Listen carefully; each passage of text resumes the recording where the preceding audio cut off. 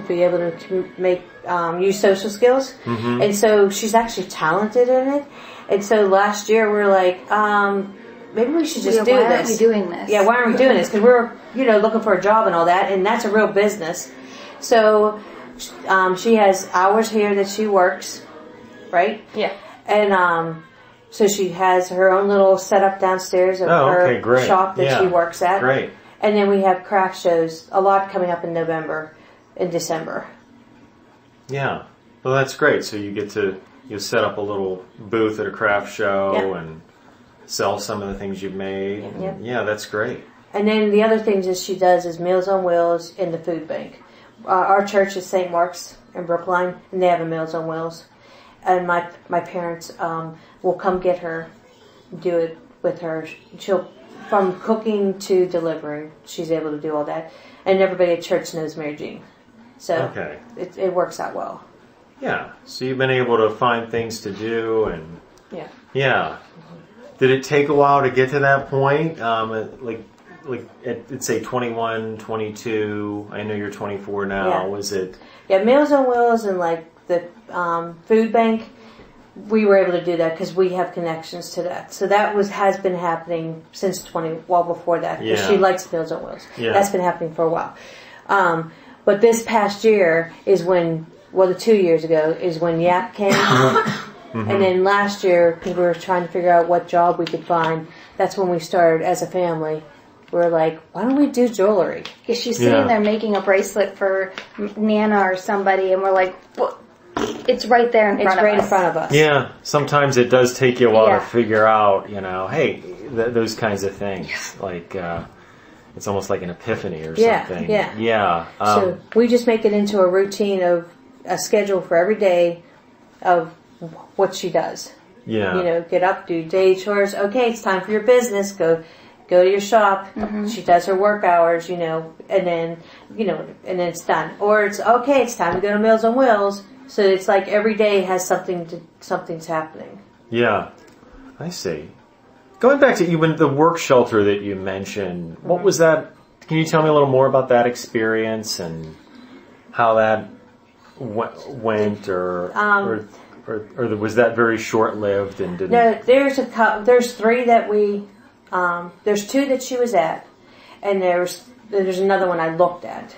The Amazon one I looked at. It's in the West End, and at the Amazon one, I didn't pick that one just because my personal issue has nothing to do with Mary Jean. She wasn't there. I just didn't like it because it was a garage, and they were all sitting there and working. I don't know.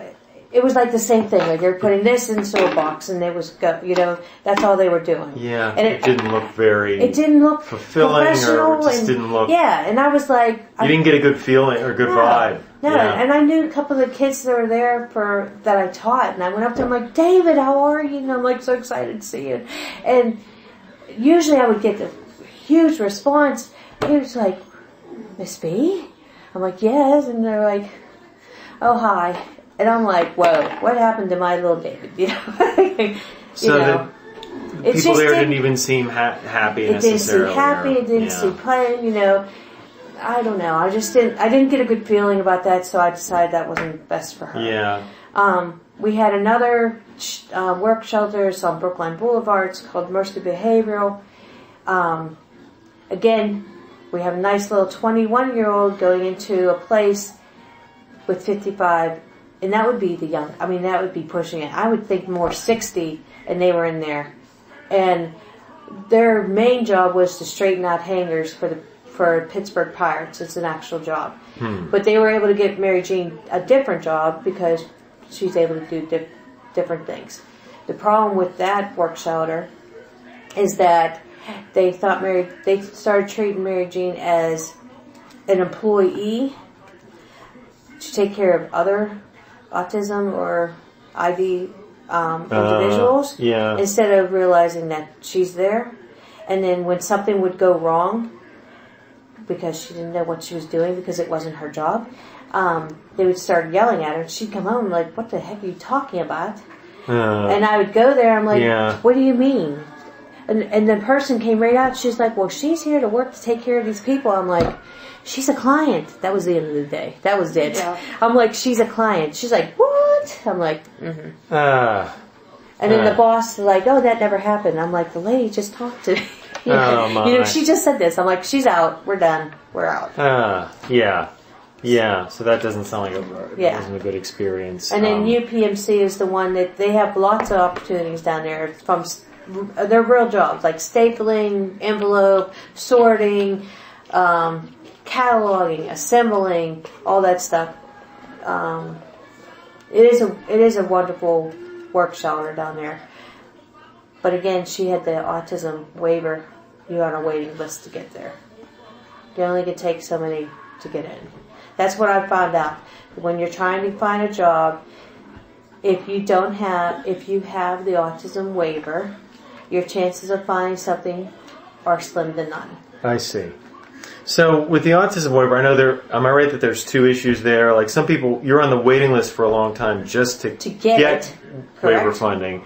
But I think if I understand you correctly, what you're saying is that once you get there and have the funding, it's not much, and it's not enough to pay for anything. Correct. So employers who would be getting that money to offset the cost of giving you a job or something, it's not worth it to them. So that's the issue there. So like even when you get it, it's not that helpful. Right. And say there's 1,000 in Pennsylvania waivers. Say there's 1,000 autism waivers.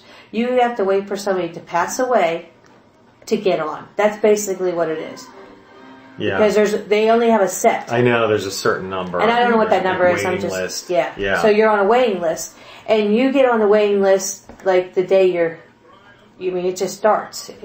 When you're diagnosed and the state knows you have autism, they know when you turn 21, you're now on the waiting list. But you've been on the waiting list because you have autism at 18 months. You had it. So the state already knew you had it. You know what I mean? I thought you had to go. I thought people had to go though and go online or elsewhere and sign up and fill out. You have to go through that process. You do, but I'm just saying the state already knows they have 10,000 records people. Of it. Yeah. Because they, like if you're a child and you're getting services through an agency and it's through the state, so you're getting stuff through Family Links as a child, they already know you have autism. The state knows that. So to get the waiver at 21, they already knew it when you were little. Yeah, but they still make you jump through a bunch of hoops and fill out an application form and do all of that. And that part I don't understand why you have to do that, because you've already been helping me. Yeah, I mean, sadly, I hate to say this and sound cynical, there is some research, in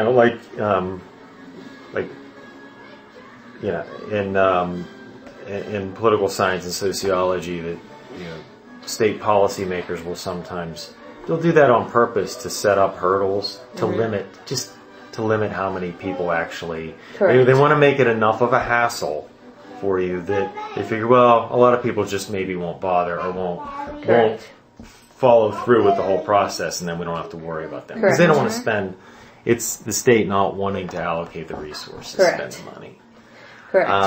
And that's probably happened to a lot of her friends from going from Civic Connections and beyond. They do help you. Civic Connections does help you do the paperwork too. But they'll help you with that process of applying for the waiver. They will help you do all that. Oh, okay. But the problem is, they did all the paperwork for you, and it's going to send to you at home. There's a next step. So if your parent would have a disability, or if your parent doesn't understand the paperwork that just came, you're no longer a Pittsburgh Public Schools student. The paperwork comes after. You know what I mean? Yeah. So they help you fill it all out.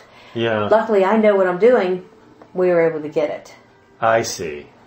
They'll help you fill it out, but you're saying in some homes, some families, it goes home and maybe the parent doesn't understand what to do, or even like I think about like with Andrew, one of our problems, like he's always had this problem at school. I know he's younger, but like not giving us papers and stuff. Correct. Like Amy's always saying, "Oh, I didn't know about this class trip. I didn't see a paper on it," because he doesn't. He loses it. Doesn't. Is that a similar issue? Like, person goes home with application materials and may not give it to mom or dad. Yes. Yes. Or they do and it gets lost, or it's Yes. yeah. Yes. So yeah.